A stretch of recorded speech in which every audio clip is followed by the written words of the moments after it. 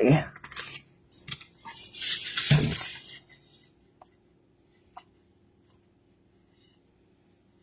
Come on, go back.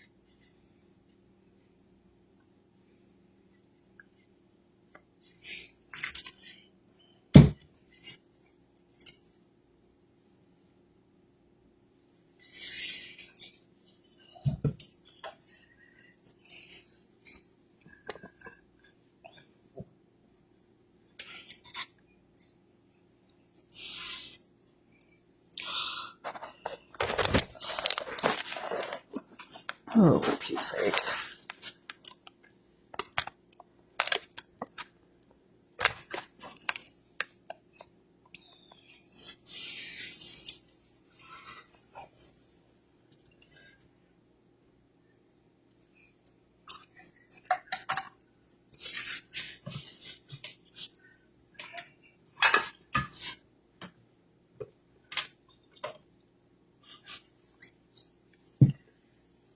Hello everyone, welcome to Brenda's Brush Strokes and Bisque, painting live at 7 p.m. on Thursday, July 31st.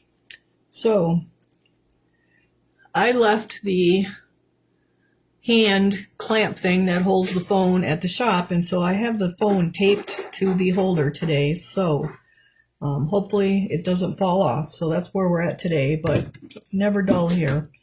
All right, so we did finish our blue vase last week, which would be this one, which is our box vase. And then quite a few of you added on the medium red and green one. And so this is the red one. So we're going to paint the red one tonight. And this is the green one, so we will do the green one next week. And I did just base coat our red one, and you guys do have the instructions for the red and green one on your directions. So I did just base coat the red one with our Ash OS 567, and base coating it just means that I painted it all over from head to toe with our ash and made sure we don't have any white spots. We want to make sure that's all covered up. And then I also painted our topper. So that is where we at. So I did start it, did do our base coating so that we can get it done in one night so that we can do our green one next week. So that was just to save time, and you guys have seen me base coat plenty of times. So we're just going to go ahead and start dry brushing. So for the red one, it's done a little different than the other two because of red. Now I didn't use rust because the gray works as good as rust, and so we're just going to go with our gray because it will work fine. So we have our garnet red, which is OS 480, garnet red. And so I'm just shaking it up really good because it's been sitting here for a while. And I'm going to put some on my foil here. Let's move things around so you can see the foil. I did not get last week's video uploaded yet. I just have not had time to sit at the computer. All right, just kind of making room here a little bit. And so we want to use a dry brush. And a dry brush is a boar bristle brush. And I usually like to use my black one. Excuse me. Excuse me. Didn't have this little cough here again. I don't know. Hopefully it's not a cold coming down. Yeah, I'm looking through my brushes here. I got a million of them on the table. Yeah. That one I kind of saved for white. This one's got red in it, so let's use this one. So this is my size 5 flat Royal Majestic boar bristle brush. Oh, a little dusty there. So boar bristle is a natural hair brush, so it's a little stiffer than our Taklon painting brushes, which would be our these, you guys are getting in the box from July through December. You'll get one of these. So these are used to paint. So I would base coat with that. And then the boar bristle are our dry brushes for dry brushing. So I go and get a little bit of my garnet red. I have paper towel and I'm just going to brush that out on there, kind of work that in there really good. Don't stab and dab like that because that will break your bristles. You just want to brush back and forth. I like to do an X. That just gets all the bristles nice and dried out. And then we are going to dry brush our whole rock with our garnet red. So again, I'm just grabbing some of my garnet red and brushing back and forth. Now, if you wanted, you could go with charcoal instead of the ash as well, if you wanted it a little darker than the garnet red, but I did go with ash because that's what I used on the other one. All right, so we're just going to get a light coat of our garnet red all over. And so I'm just brushing back and forth, going across all my textures. I don't want to go with them because then it would fill in and we would lose our crevice colors. And so we're just brushing back and forth, kind of changing directions wherever the crevices are changed colors, or change direction, not colors. I work in one area and then work my way around. I don't stay in one area and complete that. That would get kind of too wet. And so I like to kind of work my way around the clock and then around the piece and then come back to the front and then just start all over again, because then this area is drying while we're working on these other areas. Okay. So you can see it goes pretty fast. There's a lot of texture on this guy, so but it's going to take quite a few more layers yet, so we're just going to keep going. So now I did the side. I'm just going to, it doesn't matter if you go around the side, I'm just going to go to the top, make sure I don't put my brush and or my base and my paint there. If you get wet and shiny, you probably have too much paint in your brush and you want to brush it out. So that's a little wet and shiny, so I'm going to brush that out. You don't want to get it on heavy. You want lots of light layers. So you can see that's a lot heavier there than over here. So you want more of what's going on over here than right there. So, but that's not going to ruin it. We're fine. Let's move this over a little, move that over a little, move that over a little. All right. And now I'm just going to go from to the side. So I just try to go in a kind of clockwise around it, because that way I just know which side is, like, this will be dry, then this will be dry. Otherwise I'll get around and I won't know if this side's dry or that side's dry. So I just kind of go in a clockwise fashion. And so that way I know what areas last and what areas first, basically. I'll just flip this down. So everyone should have gotten an invoice. If you didn't, let me know, because it is August box time. They are due tomorrow unless you have a different due date. If you bought items in the live sale last Sunday, you should have received an invoice. Those are also due tomorrow. You may add on until midnight tonight, but then tomorrow I'll be packing and doing shipping, so tomorrow is really the cutoff then, or actually midnight tonight, because I'll be updating the invoices in the morning before I start all that. And so I'll have pickup on Monday and then probably Wednesday and Friday next week. There's a lot of stuff going out, so it's going to take all week to box. But there will be pickup on Monday, because I'll be shipping all weekend. All right, so we're just working on this right here. Now see, that's real heavy. You don't want that heavy, so my brush is a little bit wet, and I probably hit the side of it. So that's another thing. You want to use the tips of your bristles and not the side of your brush, because the side actually ends up building up the paint. And so it's better to use your bristles, the tip of your bristles. So I kind of have it straight up and down on my piece and not lay don't lay it down and do the side. Like you just go straight up and down with your bristles.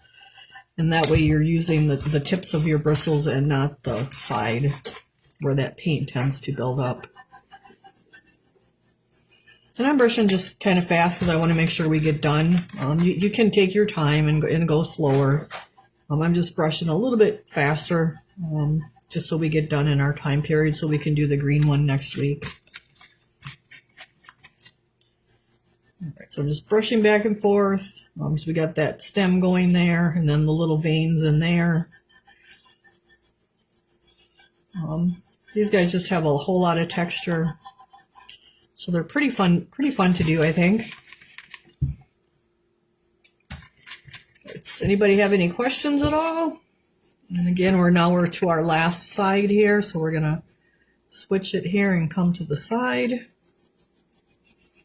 So we finally got some cool weather. Yesterday we're in like 75, 78 instead of 90 and super humid. It's still a little humid, but 70s are definitely better than 90s and humid. So like here our textures are going in all different directions. So it really don't matter which way you go here. I kind of tend to go all the directions.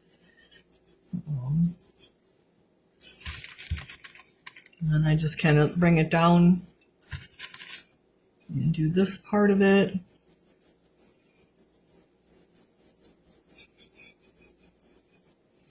I do believe, I haven't looked at the orders today, but there were 5 of the vintage Advent calendar mice left yet. So we are down to 5 if anyone's interested in those. So those will be shipping with your August boxes too, for those of you that purchase those, along with your sales from Sunday. All right, so we kind of worked our way all the way around, and now I do like to do my bottoms so that my bottoms look as good as the rest of it. Although I guess so you can see now that's really shiny and wet, like that was way too much paint in my brush. It should be going on light like it is over here. So we'll have to blend that in as we get our additional layers on.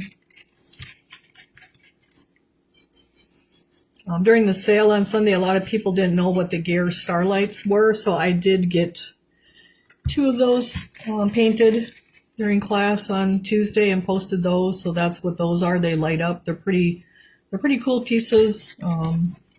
They are on the website as well.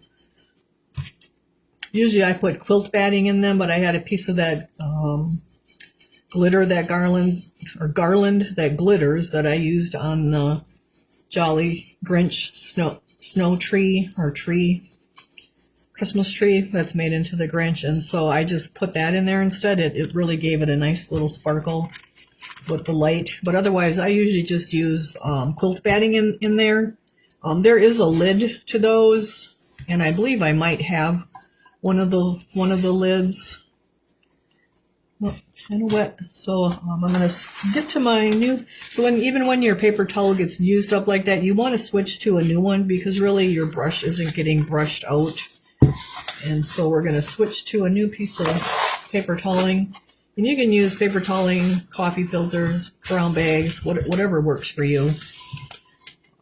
All right, so we want to build this up nice and slowly in 4, 5, 6 coats instead of like 1 or 2. That's what kind of makes dry brushing special. So you have a lot more layering, which gives us more shading, which gives us more depth and dimension to our pieces. And so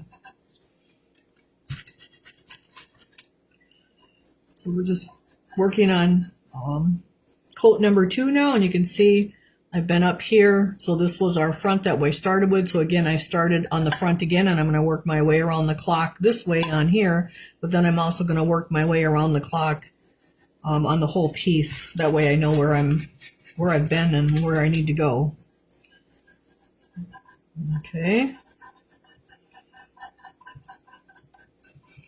And we get quite a bit of red on it with the garnet, especially on the poinsettias.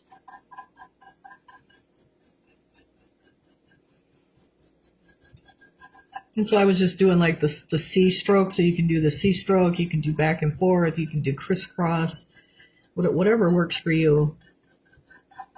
This is such a cool piece because of all the texture, so it really doesn't matter which way you're going, because it's like grabbing the color right off the brush.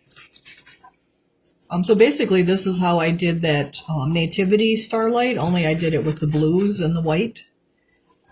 So you could pick any color to do the monotone, which is just using various shades of one color. And like you could do those, you could do a bunch of Christmas presents. Say you wanted to give someone those Nativity Starlights. Like it took me probably 2 hours at the max to get one of those completely done. So they're a really fast, it's a fast technique to do, and it's fun because it is fast. And then you could do it in each person's favorite color. I mean, it's pretty easy to adapt to everybody. And then you can use it on other items too, like this, nativity sets, trees. So it's just a really easy technique to do. And it looks like it has a lot of work put into it. But as you can see, it goes really fast. Or fairly fast, I should say. Just brushing back and forth.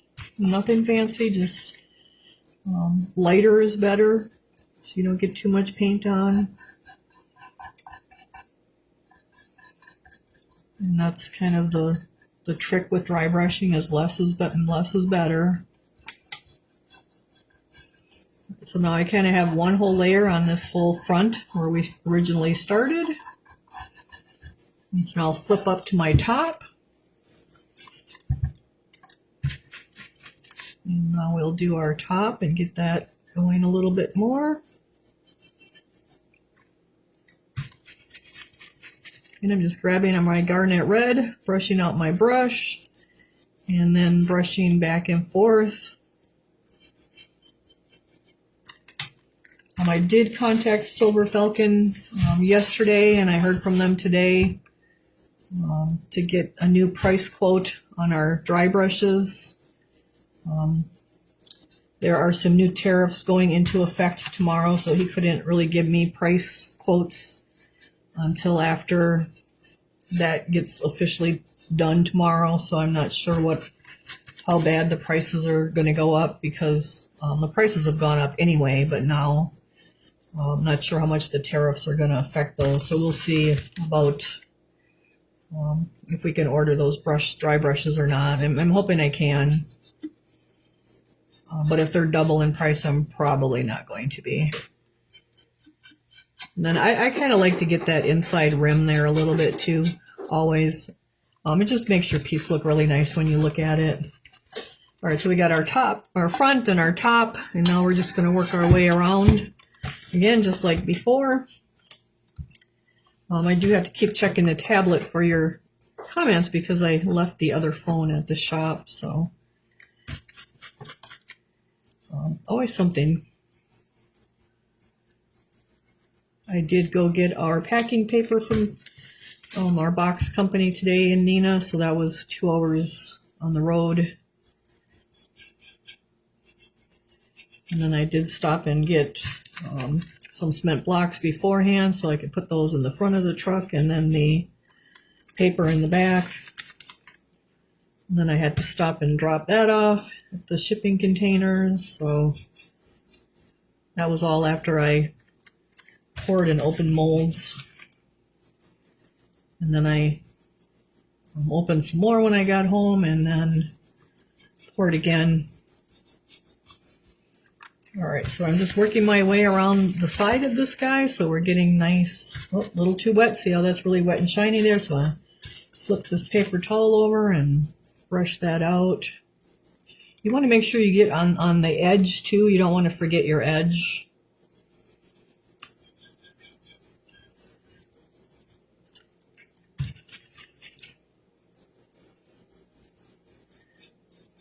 And so we're just going to keep right on going here. I thought about doing like a purple one or a turquoise one today, but I thought I'd stick with the traditional red and the green for our extra class. All right, so now we're going to flip around to the back. So you can see how going kind of in an order helps you to know where you've been. Although, like if we look at it now, this is the back with one coat on it, and this is the front with two coats. So there is a big difference. Like you can pretty much tell where you haven't been, but it's kind of. I mean, I like to go in a order usually on my pieces, so I know where I've been and what's left to do, and what's dry and what's wet. So that's just how I do it. So you got to do whatever works for you, though. Like if you're left-handed, you might want to go the other direction. I don't know. Like just do what works for you, so you know where you're at with your coats.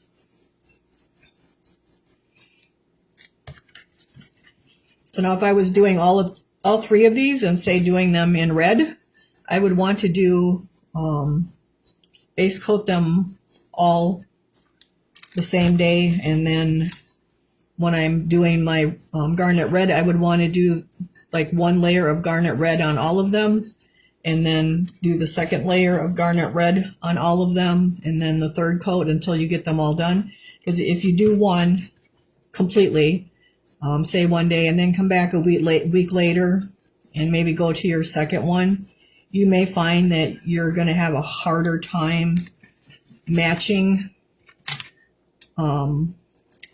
your second and third one to your first one or your second one.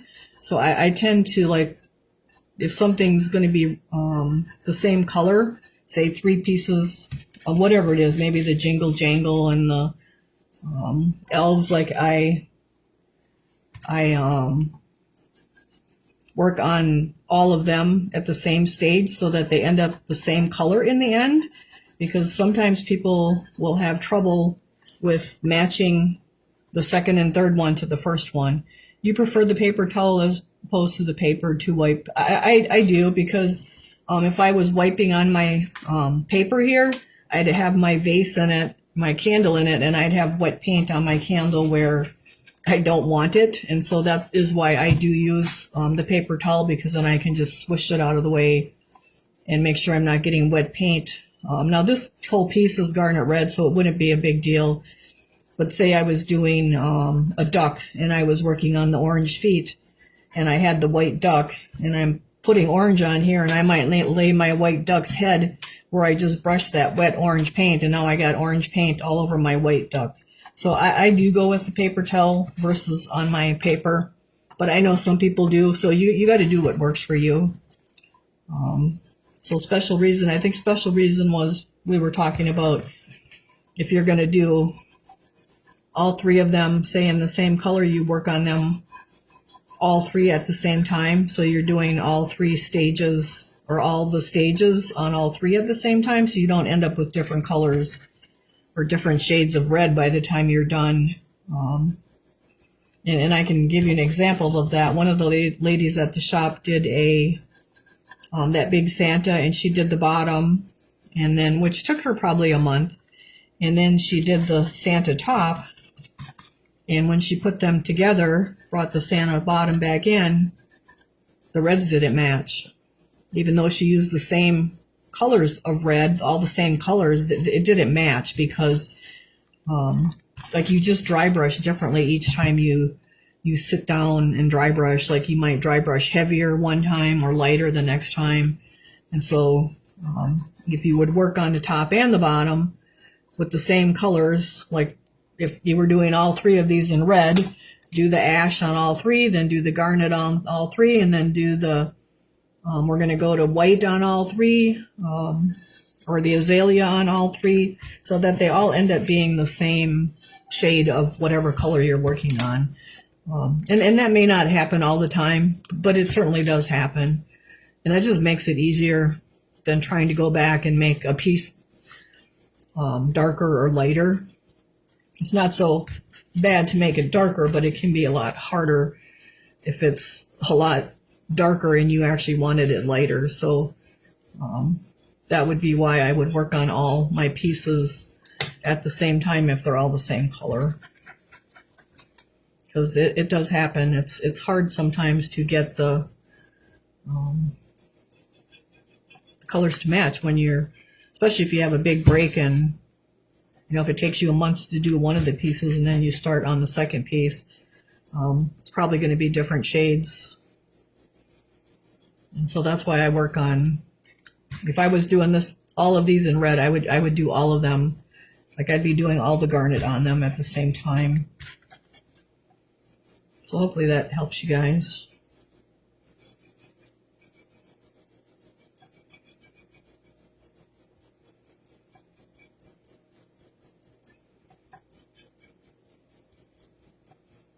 And you want to look at this like from different angles too, so to make sure you got the like a nice even coverage. Meaning like not a lot of red here and a lot of gray there and a lot of red there. Like you kind of want the same amount of reds and gray throughout the whole area so it's even.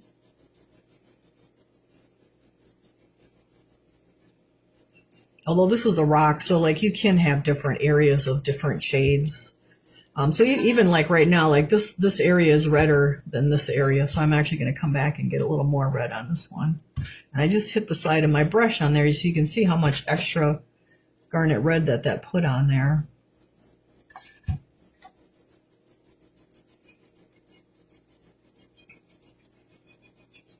mean, it's probably like the same thing as if you were planting a garden. Maybe you went and planted a row of peas today, and then tomorrow you're going to plant another row of peas. You may plant them thicker tomorrow than you did today. So that's kind of how our painting works with our colors too. So that's why I kind of do all the same colors together. So that's getting pretty used up. So I'm going to go to a new piece. And I want to get my bottom here. So my bottom is pretty flat and smooth. So usually when I have a flat, smooth surface, I kind of do this little C stroke. And it can be either way versus the back and forth. Because that C stroke just kind of, I'm actually kind of probably using more of the side of the brush doing that. And so the paint goes down a little bit better when something's really smooth like the bottom of this is.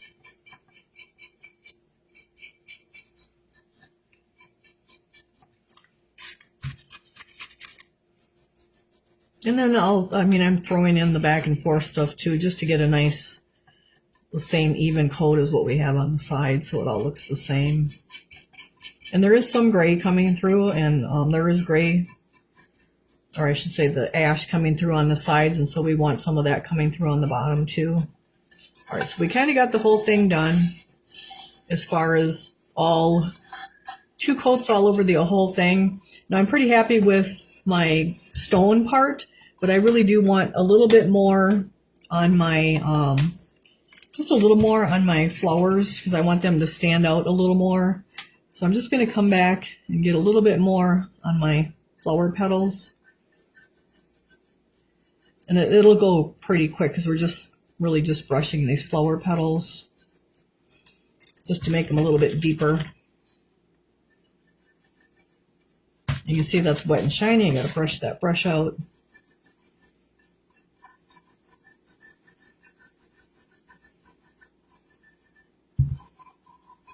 And so we're just going to get another, just make them like a degree redder than the rest of it.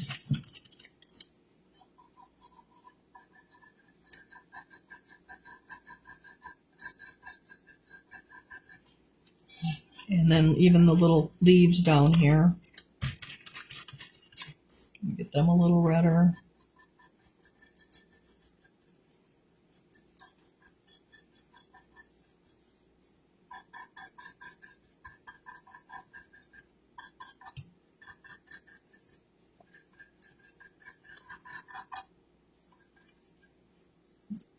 Okay, that looks pretty good. Let's get this side over here. And you can see they're the same as the outside stone part, but I just want them a little bit redder. And so I'm just going to brush in there a little extra. So this is a flat brush, so I'm actually using it on its side or its edge instead of flat. And that's so I can get down in those little serrated areas on our leaves. So if I went with the wide part, I would have extra color on my tips, so I can turn this brush on its side so I can get down in those tips without getting my whole my outer area of my stone with the garnet on it. So I'm just trying to get it onto the leaves. So if you're going to do a purple ones, what color would you use? If I was going to do purple, purple is really a hard color to do today because they don't have a really nice dark purple. And so when I want a really nice dark purple, I take equal parts of navy and real red and mix them, and you got to mix plenty of it so you have enough of it. But you're mixing it equal, so you really won't have a problem if you run out, because you're just going to mix it equal. So I would use that for my, I would use charcoal first, like do the whole thing charcoal, and then take my real red and my navy and mix it 50-50 to get a really dark, rich, royal purple. And then I would dry brush that color of purple, which I don't know what you want to call it, like royal purple, regal purple. It's like a really deep, rich purple. And I've asked Duncan and Mako to both for a darker, deep, rich purple, but to no avail. But so that's what I do. I make my own. And then from there I would go to purple, like the color Duncan purple, because then that's like purple, so it's your lighter shade. Then I'd probably go to lilac, and then from lilac to the white. Although I wouldn't do the white only on a little bit like we did on our blue to highlight it. Because you want to keep your flower dark so that it pops out. So when I'm using those other colors, it'll be on this outside stone part. All right, so we kind of got our poinsettia actually darker now than our other part. Red is a little different just because we're using our gray as our rust. All right, so that looks really good. So from there, we are going to go to our azalea. We're going to shake that up really good because it's been sitting here. I'm just going to look at the red one quick. And we're only going to put the azalea on our flower just to highlight it a little bit. Oh, I'm shaking up the wrong one, you guys. What the heck? Azalea. Let's actually shake up azalea. So our azalea, OS 559 azalea. So let's shake that up really good. And you can see it doesn't take much. I had a puddle on there and I got half my puddle yet. So let's not put too much down. All right. I'm going to flip this over. I'm going to use my same brush. Go into my azalea, kind of work it in there. And let's get a new piece of paper towel because that one's getting daubed up.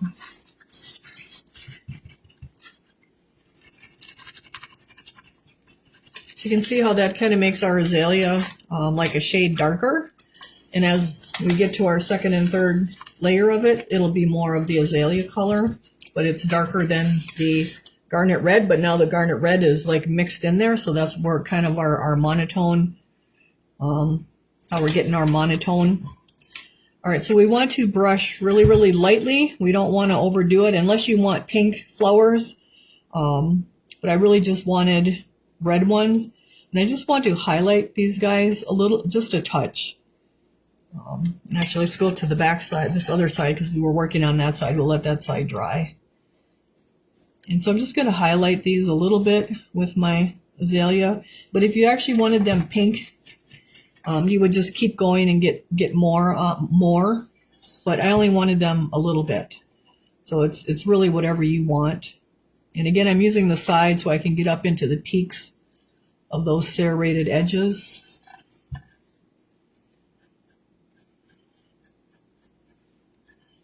And we're just highlighting. We're not really changing the color so much as highlighting it, like the light is shining on it, and so we want that to kind of pop a little bit. And we'll come back and probably do it in one more one more time.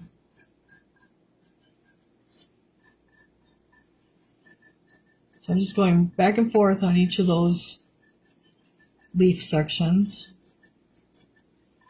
And we want to kind of get in the center here too.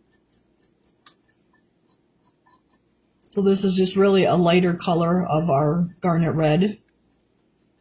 All right, so let's flip it over. This isn't real dramatic and real noticeable just because it's just a highlight and not a like not actually changing it to the color pink. It's a little wet. It's just making it look like the light's hitting it a little bit. And I'm going like through the middle and then on each side, but not all the way to the outside so that we keep those dark edges. And then out to the tip because the tip would be highlighted more.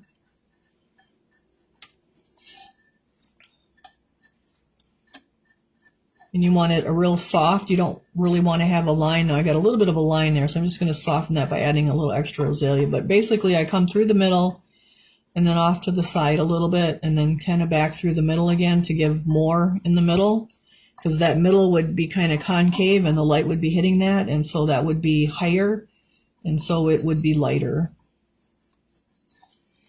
And so we just keep turning our little piece around here. I like the simplicity of this when it's done. Yep, yeah, this is like a super, this is one of my favorite techniques because it's like super easy. You can whip out a bunch and it looks like it took you all kinds of time and all kinds of effort, but it's like really super easy. You just got to be light on that brush with your dry brushing. That's probably the biggest technique or the biggest tip. You know, and if you wanted these actually pink, you would keep going with your azalea.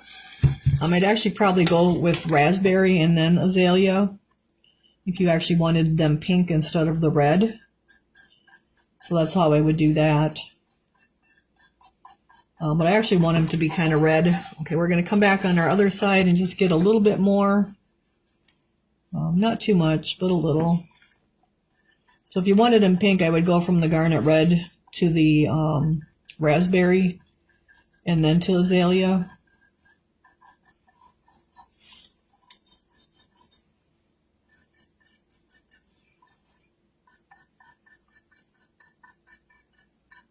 All right, so I'm going to put my pink brush, and now I want to go to white because we're going to go to our outside. So you could go to gray and then white, but I did go right to white.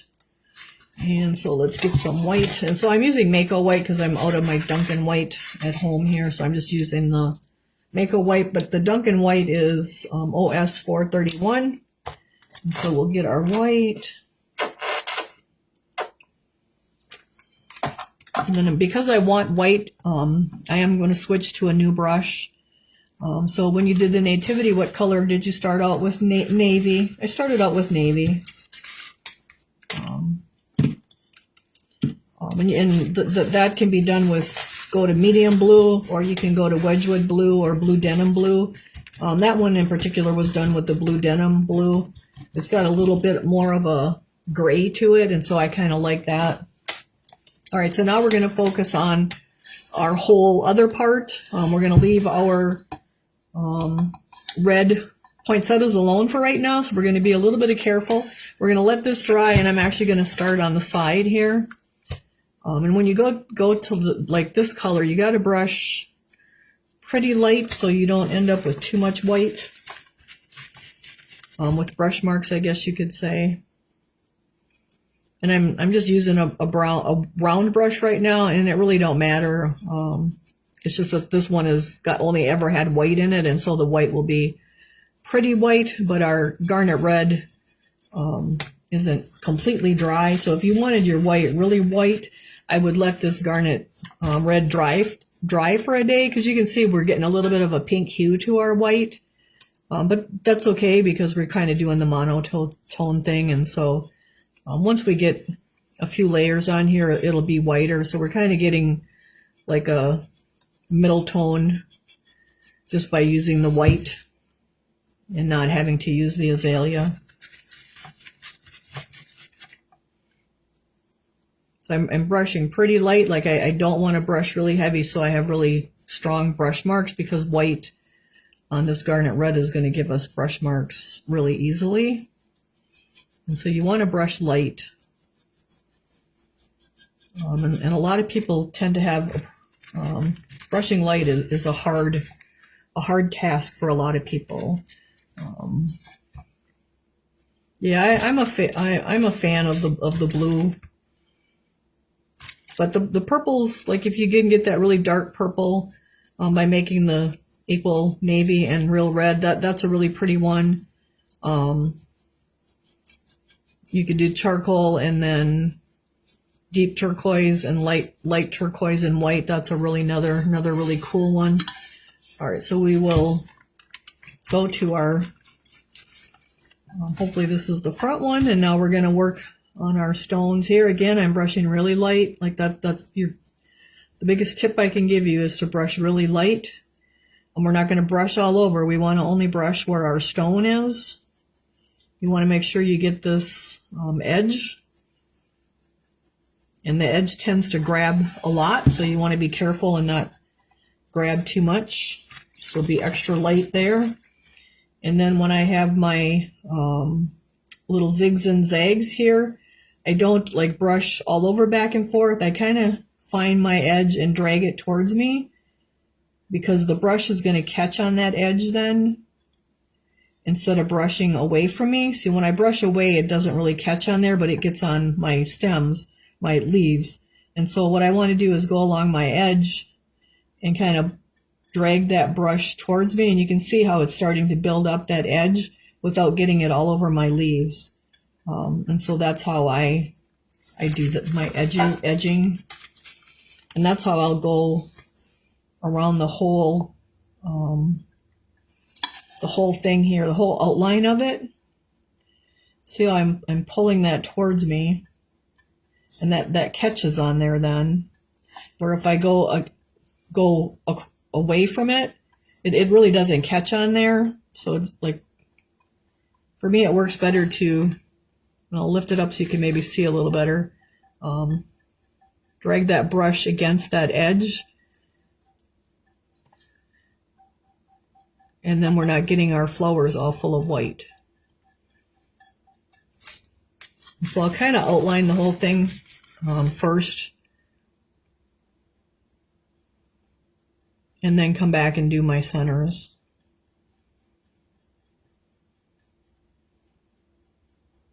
And kind of see how that catches that. So that's how I do it, because of that's kind of embossed down into there.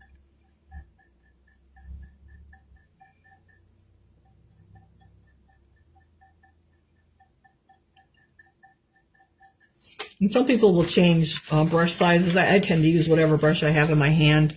Otherwise, like by the end of the day, I have so many dirty brushes. I'd be washing out brushes forever.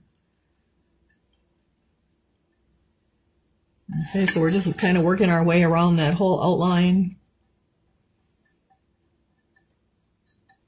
Going against, so now this way I'm pulling down on this one. Before I was pulling down this way, now I turned it. So don't be afraid to turn your pieces. Now I'm pulling down on this edge so we can get this edge.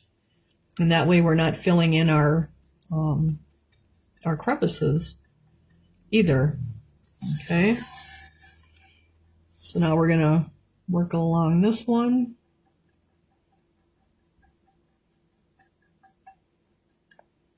And then we'll work along this one here.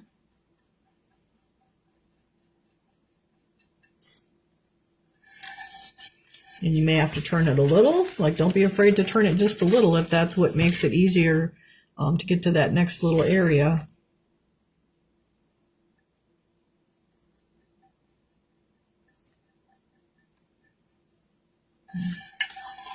And now I'm going to turn it and come and get this area here.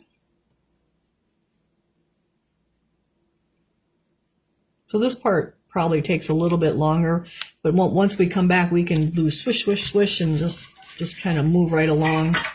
It's just this part that you want to be a little careful so you're not getting your poinsettia leaves all full of white. I mean, we will be putting some white on them, but we don't want them all covered with white.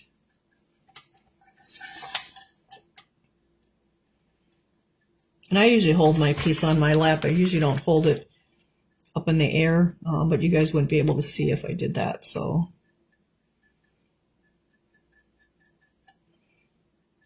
And then we do have these little lifted areas in here. We want to get those a little bit. Actually, we're going to get those quite a bit later. Not this one, but the center ones.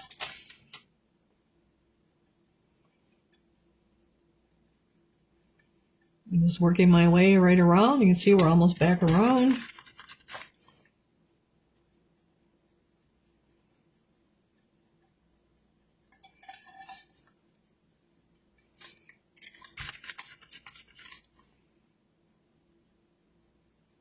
And I just keep pulling it against that edge.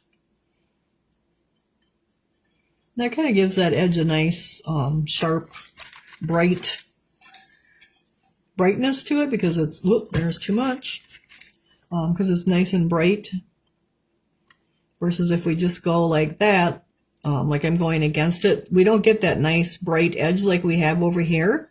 So that's, and I like that. Like that just makes our poinsettia stand out more.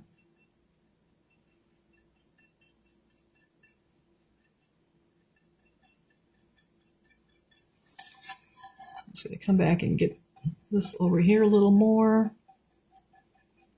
All right, so now we kind of went around the whole thing. And now you still want to be careful and not get too much paint in that brush. So now we can actually do our nice big strokes over here. But we still want to be careful not to get on our poinsettias. But we want to build all of this up now to match that inside. And if you want to catch more, like you can catch more of that edge too. And so this will take a few layers too to get it quite a bit lighter. I didn't want to use the gray over the red because I didn't want to lose our red, so that's why I just went right to the white, and like we're still getting some pink coming through because the red is kind of wet. So that's kind of our gray medium color just by doing it the way we're doing it.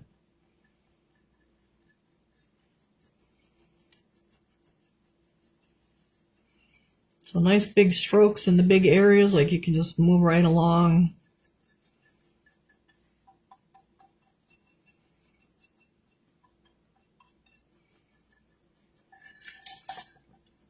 And just keep turning it.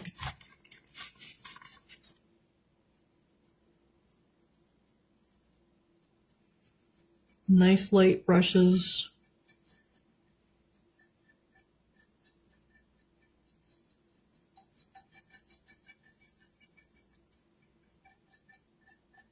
And you can see our flowers kind of starting to pop there in the center now. Let's see if we got any questions going on. No. You get like a whole nativity set is really cool done like this too. And if you're someone that is firing things, like you can do this with glazes too. So what you could do is, say you wanted a blue nativity set done kind of in this technique. What I would do is take my piece, and it depends if you got bisque or greenware. You can do it with the greenware too, but I would take I would start with bisque and then pick out you can either use an underglaze or a glaze. Either one will work. I've done both. You can take I like to take an underglaze and paint it say on one piece of your nativity, and then take a sponge, like you put one layer of it on, and then you take a sponge and you wipe it back, kind of like you're antiquing it. And you'll do that to all your pieces. And then if you let it dry for a day, you can come back and clear glaze it right over your antiquing color. And then let that dry and fire it. and you'll have kind of the same result. And you can let the darker whatever color you picked, you can let darker areas and lighter areas, so you can kind of get the same effect with glaze or underglaze, or even the stroking coats. I've even done it with the stroking coats, but that does require, because you're only using one layer or one coat, you do have to put a clear glaze over it, or it's going to be matte. All right, so we kind of got one layer on our this whole area, and so now we're going to just keep switching, or we're going to go. Now we're kind of going against clockwise here, but that's okay. We know which way we're going. So that's how you can do it with the glazes too. Like, you could take your bisque piece, pick out a stroking coat color. You could use the stroking coat, base coat your whole piece with, say, purple. One piece at a time. Go and take, and then sponge it back, wipe it back like you're antiquing it or color washing it, and let more color in some areas and less color in the high areas. I gotta get another paper towel so it's nice and even and how you like it. And then let that dry for a day or two, whatever. At least a day, because otherwise it's just gonna, I find that the stroking coat will smear. And so I like to let it dry. A lot of the paint your own pottery places, they dip those pieces, the stroking coat pieces, but I usually just paint them, clear glaze them. I just make sure that they're dry and I don't brush a lot. Kind of paint it on, the clear glaze on, and leave it. And then let it dry and fire it. And you can have kind of the same technique basically. If you wanted a glazed look, because then you could go and put fired gold or fired silver on next. So just another way to do this technique with different products.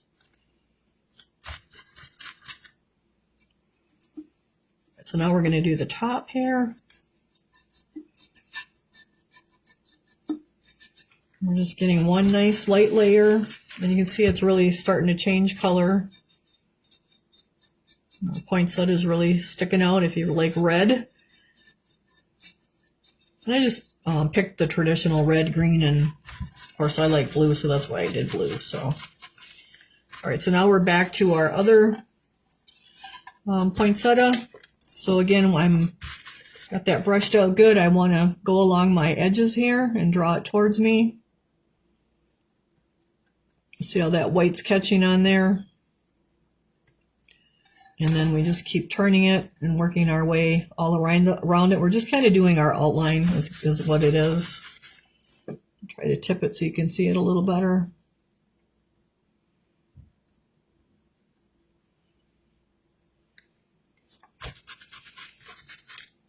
And just brush light so you don't get it too heavy.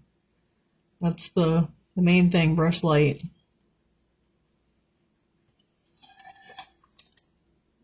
And pull against that ridge or that edge, whatever you want to call it, but that outline, instead of brushing with it or away from it, just pull right against it.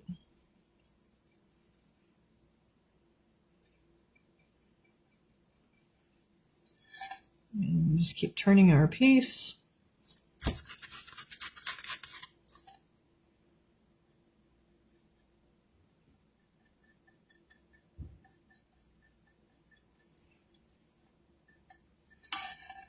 Just keep doing our little outline here. And this is actually where the side of the brush is handy, because you can kind of get a little more on there, because the side of the brush usually has a little more paint on it. You want to be careful that you don't get too much, so otherwise you're just going to have a big old brush mark. I'm just pulling against that edge. See how that just popped right there now? When you get enough, it just like pops right out. So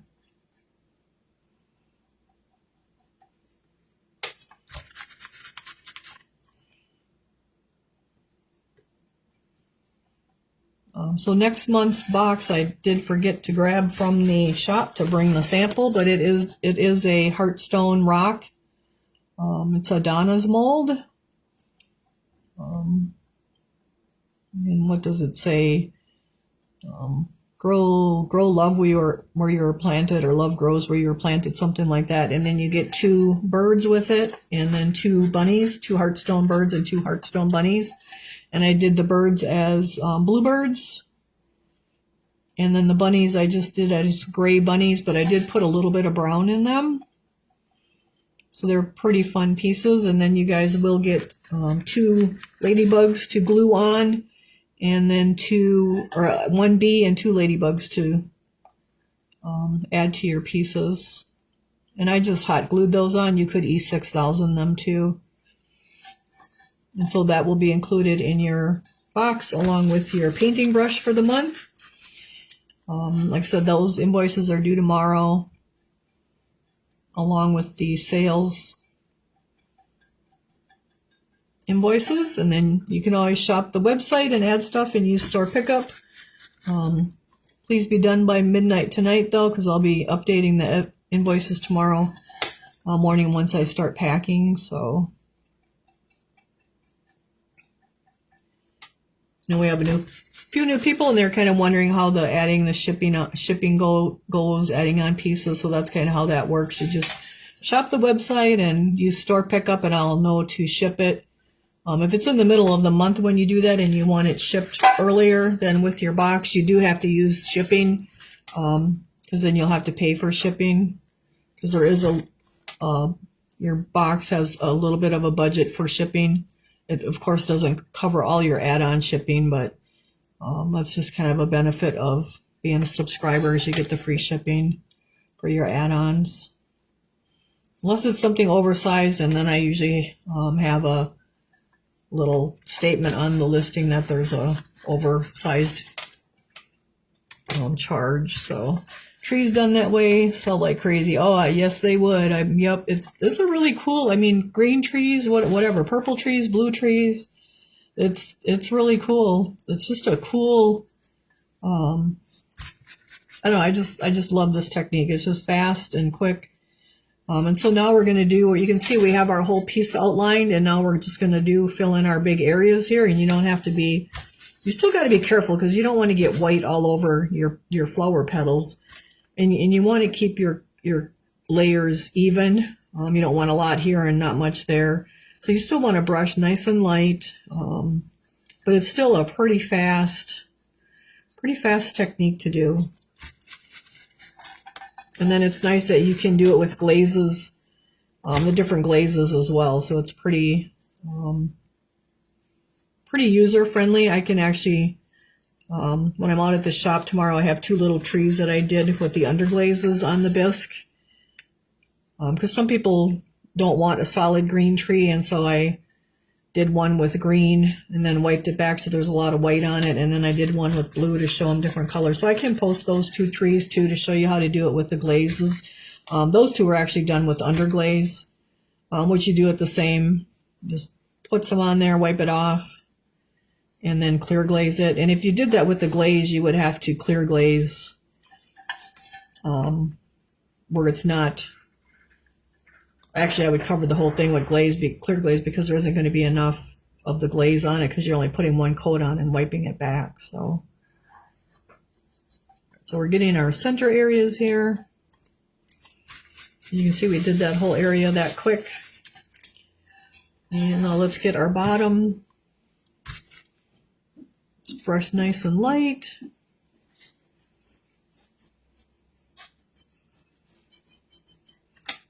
I pulled a couple of really cool molds for next month. One is a Glenview jack-o'-lantern, and it's got 2 mice on it. One of the mice, I don't have the head mold for it, so I made it out of clay, so he's not quite 100%, but he looks pretty cute. I mean, you probably wouldn't know it if I didn't tell you. And then another one is a Jody. Oh no, which mold is it? Really cool. Forgot which company. It's a really cool jack-o'-lantern, not jack-o'-lantern, scarecrow. really vintage looking scarecrow. He's really cute. And I can't think of what mold company that one is. All right, so we got our bottom. So we got a layer on the bottom too. So our whole thing is kind of covered with white, but it's looking kind of patchy and not so cool. So we're going to put another layer on it. So we want to get it nice and even now. Red, green, white with the underglaze white back. Yep. I tend to like the underglaze better than the glazes or the stroking coats, but that's just kind of me. All right, so you can see now our next layer is going on a lot whiter. And so we want to be careful to brush really light. So you can kind of see this half looks a lot whiter than the other half already just by going one more coat. And I would probably do an additional coat too yet to get it whiter. But our red is under there and it's coming through, so it's nice. I've done whole nativity sets like that with the underglaze, and those are really popular too, especially if you go back and put some fired on silver or gold on them. They're really awesome looking. All right, so let's come back to our little front here. I'm just going to try to sit it down flat so you guys can see better. And again, I'm just kind of going along my edge again just to build that up too, so it matches the rest of it. Always brush that brush out really good. Brush really careful so you're not getting it all over your poinsettias leaves. Make sure you get this edge here too. So you can see we got a big difference right there compared to the rest of it already just by doing one more layer. Just keep going right on around. And then I did do like white in the center here, and you can do that out as far as you want to or as little as you want to. I kind of went pretty far. And that just kind of made our poinsettia pop a little more. So I had more in the center and then less as we go out, so it just kind of fades out and there's not a true line. Just want a nice soft edge. But sometimes those poinsettias have a different center color, so that's kind of why I did that. So you can see that just kind of makes our center pop there already just by doing that little bit. All right, so we'll go back to our edge. And just keep dry brushing back and forth. So now, like, we'll be close to finishing this guy tonight. The only thing I will probably, so the topper I just painted with the garnet red, like that's all you have to do is paint that a couple coats. The gray works really well under the reds too. I know I usually use the rust, but the gray also works really well. If you're in a pinch and you don't have rust, like you can definitely use the gray, one of the grays that will work really well under your red too. So we're just going to work our way right around. You can see our white is starting to pop and our red is really starting to stand out more. And then once you get this done and seal it, and then put that dragonfly glaze on your flowers, it's really going to stand out. And we got to get these little areas in here.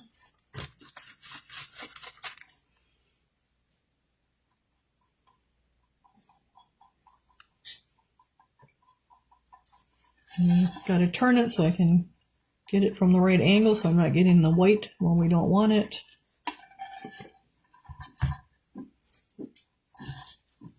And just keep right on going.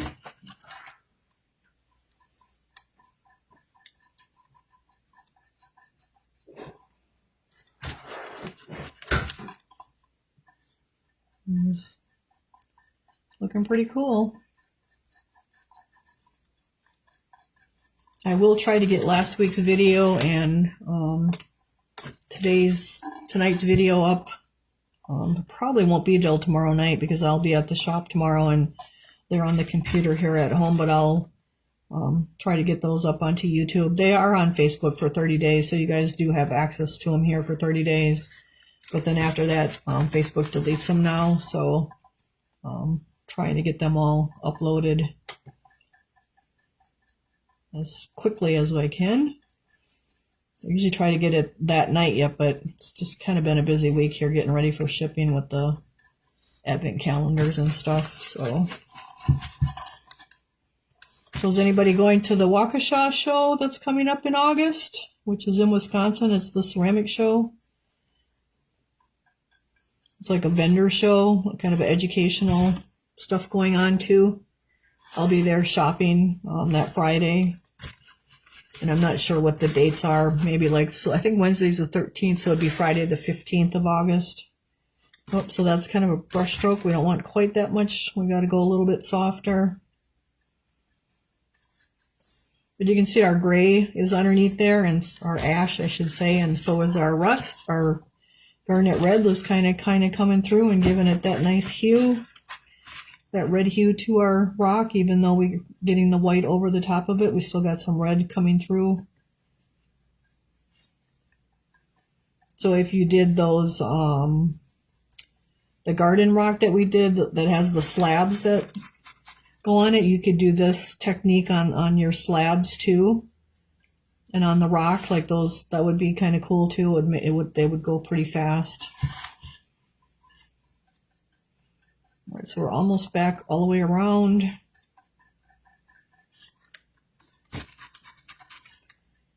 And so you can tell it's looking more even.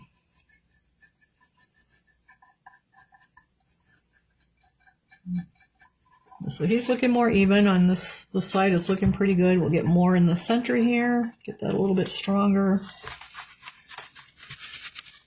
All right, so yeah, so you can see there's a big difference now from that side to this side just by going to our second coat. Okay, so we're going to do our side here now. And again, we're just going to bring it so it gets to looking like our fronts. Nope. So I don't like brush marks like that, so that's why I keep brushing it out. So now I got to brush lighter is what I got to do.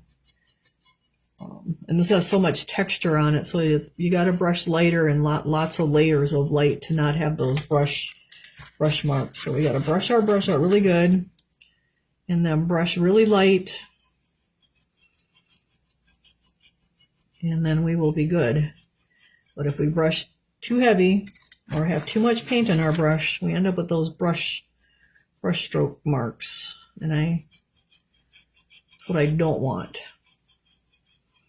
And so if we keep building this up, that all is going to blend together and look good.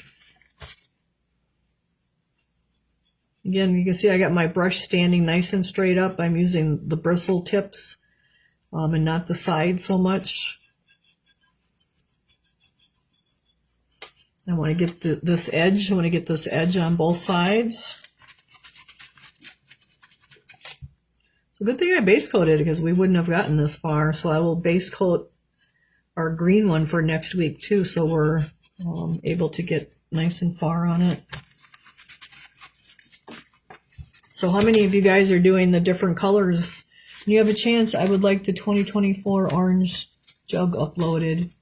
Yep, I'm uploading them as I can. So when it's a shipping, it probably will not be for the next until I'm done shipping, because shipping is I'm do that at the shop, and the videos are downloaded to the computer here at home. So, but I will see what I can do.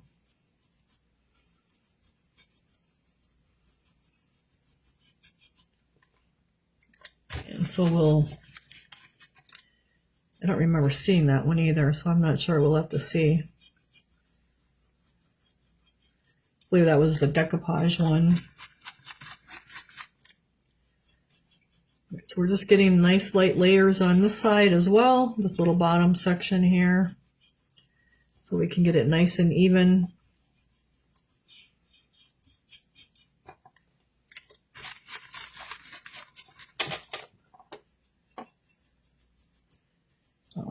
Your September box is, I hope, going to be a really pleasant surprise for you guys. I can't tell you yet because we're shipping August, and then that confuses everybody what they were supposed to get, and they think they were getting what I talked about for September. So once the August box is received, I can't wait to post the picture of the September box, actually, because it's pretty cool. It's something that seems like a lot of people want.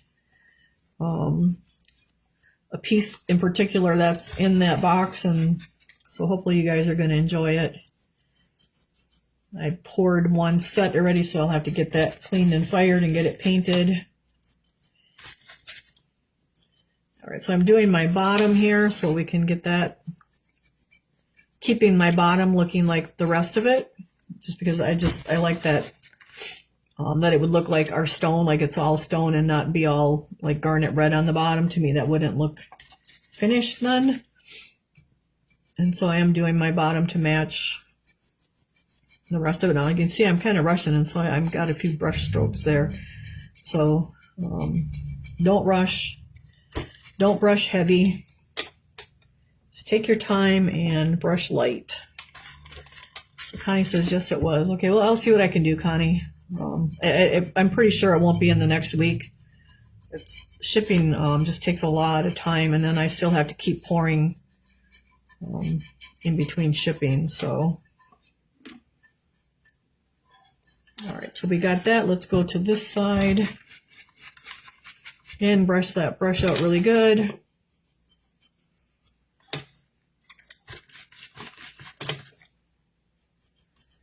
And we'll just keep getting our color built up here. Like I said, the candle topper, like I just paint that with garnet. I didn't really dry brush that or anything. I just painted it with garnet, and then I sealed it and then put the dragonfly glaze on there.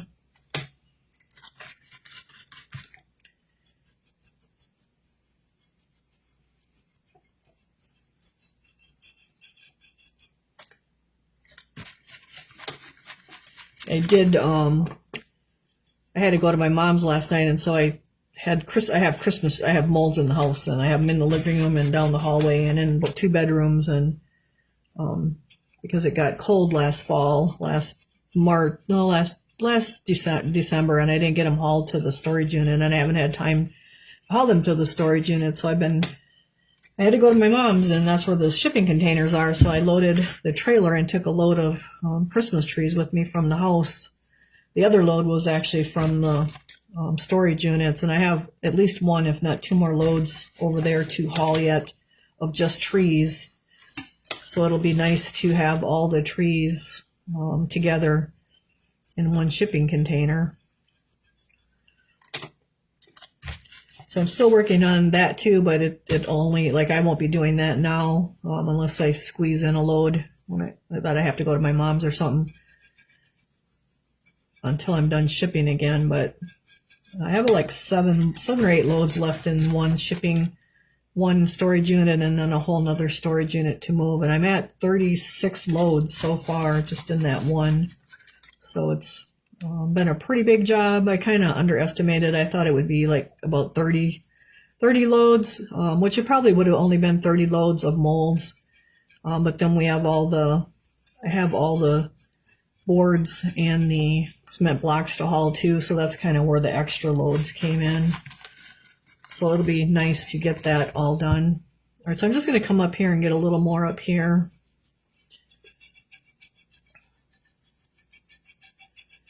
And so we're just kind of brushing both ways, and that looks pretty good. So that side looks pretty good. So we just got this side here left.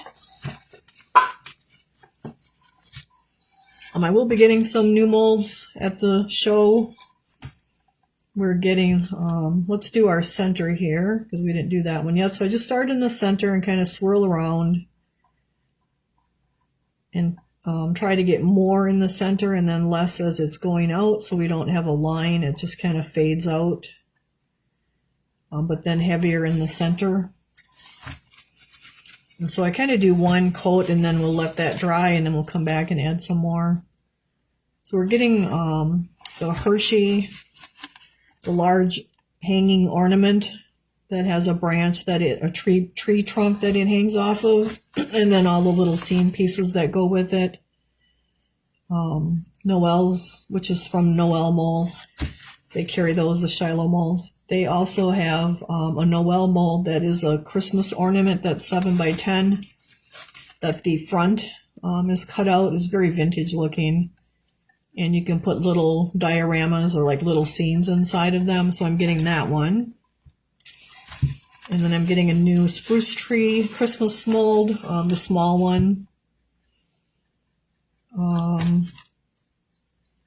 Hopefully our clay magic molds are in time to pick them up at Marcella's. Usually they are, so I'm hoping that they will be.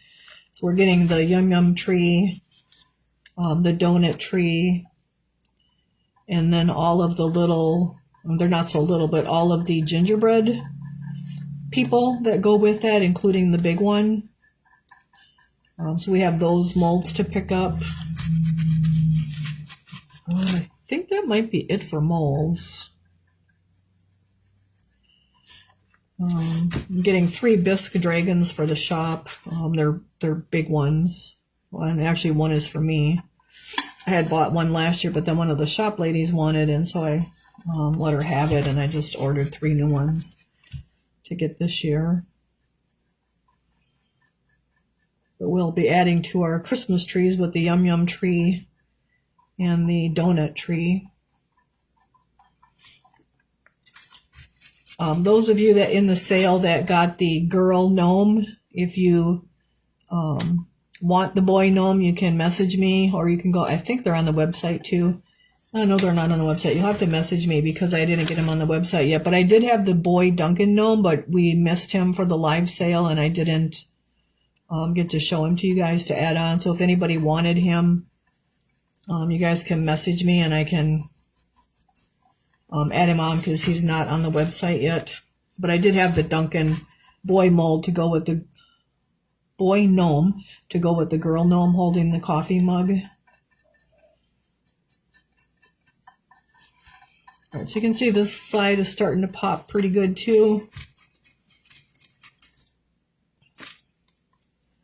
So you can see how, like, this is just a super fast technique. The red is probably a little bit slower than the other colors. Red is just always a little bit different color to do, but it's coming right along here.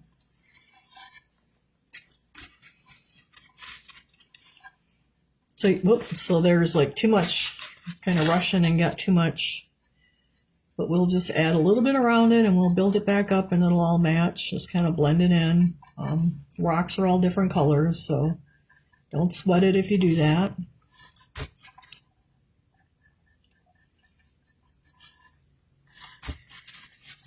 See, I think I have to open molds tonight. I think I poured them a second time here today, or I poured a second time, I should say.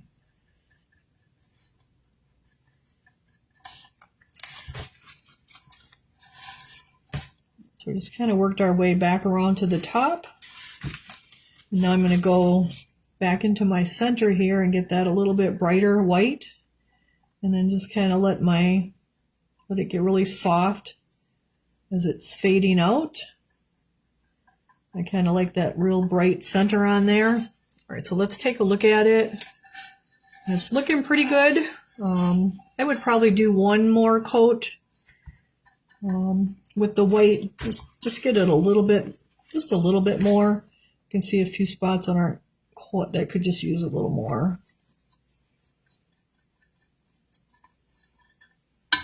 Kind of missed this edge here.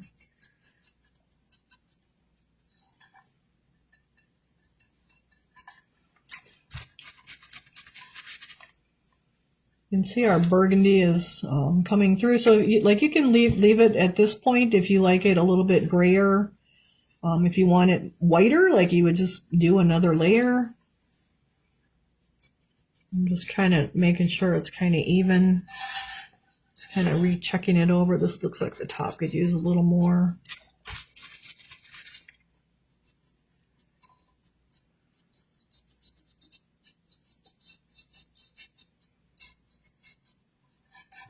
Looks like that could use a little more there.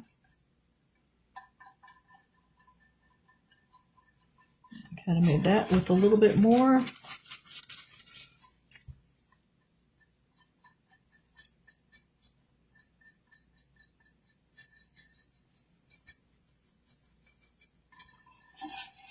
And then I always like if you look at it upside down, then your eyes kind of look at it in a different view instead of looking at it right side up. So you might see like errors easier, or like uneven areas easier, because like you're looking at it backwards kind of from what you normally would. And so that kind of helps you see things differently. So it looks pretty good.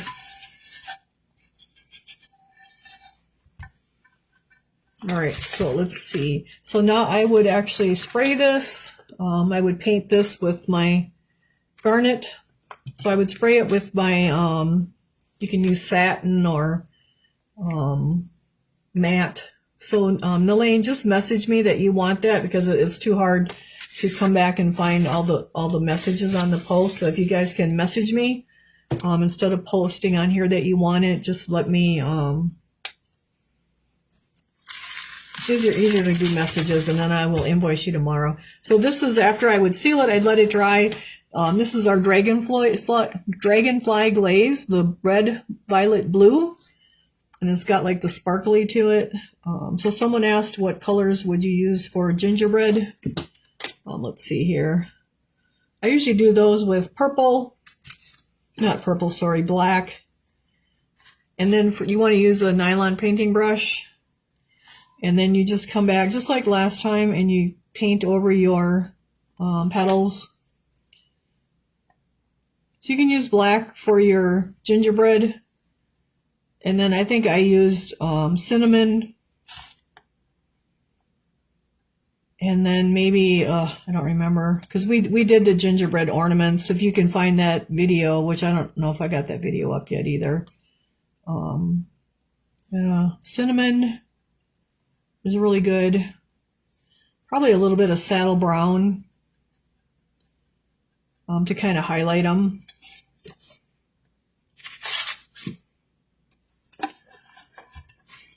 If you go on Mako's or on Clay Magic's page, I'm sure they have directions for what colors they use for their cinnamon or for their gingerbread. They usually use the Mako colors, although now the Mako colors are, a lot of them are eliminated and you have to use the Dunkin' colors. But I'd probably use the black and then the cinnamon and then some saddle brown. And if you needed a little bit more highlighting, I'd probably go to like rosy tan. And then I would like make adjustments from there depending upon how it looked. But so now you can see how much the dragonfly glaze adds to our little flowers here. And it goes on kind of white, but it does dry the clear blue, violet, red. It's just kind of like the gloss sealer. It's got that white look to it, and then it dries to the like clearish. Let's see what else we got going on. Let's see that one. Where do you get the dragonfly glaze? So the dragonfly glaze I usually get at Hobby Lobby, and it's just in the paint where all the paints are. There's about 5 or 6 different colors of it. Like there's a green gold one, there's a full spectrum. I don't like the full spectrum, it really doesn't do much. But the blues and the violets, those are, the green gold is pretty too. So it all depends what I have all 5 of them at the shop. And they last a long time. Like I've had one bottle well over a year, and like everybody at the shop uses it when they want it. So it goes pretty far. You don't use a whole lot. This is what the bottle looks like. It's by Folk Art. You can also get it off of Amazon. So Joanne Fabrics used to have it too. I'm sure Michael's probably has it.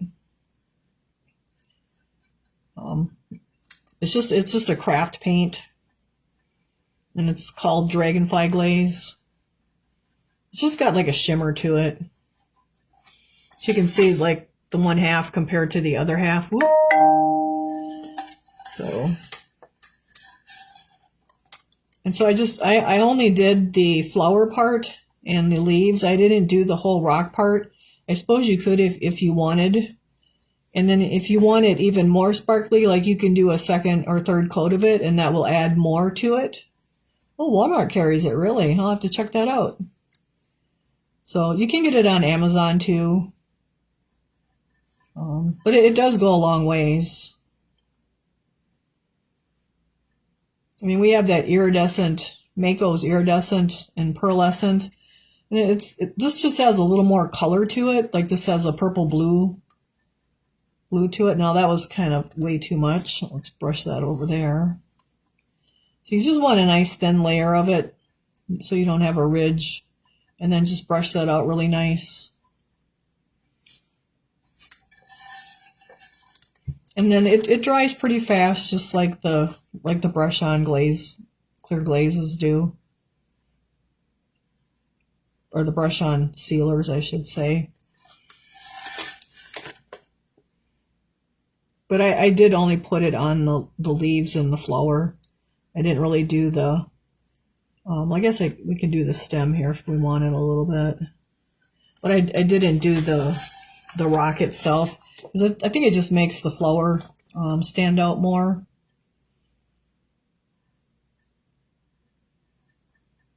So that's really all there is to doing the red one. And I didn't seal it with the spray sealer because I don't want to stink up the house for the night. So I usually don't spray on the camera.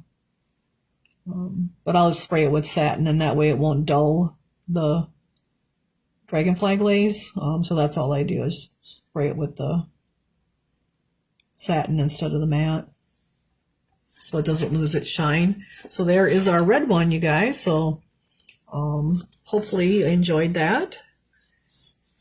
Like I said, this one I just paint the top with the garnet, and then put the dragonfly glaze over that too. So that is another version of the same technique, but with a different color. Okay, wash out your brush really, really well so that does not harden in there and wreck your brush. And then next week I will base coat our other one, and we will do that one with green. So let's see if we got any other questions. I don't think so, huh?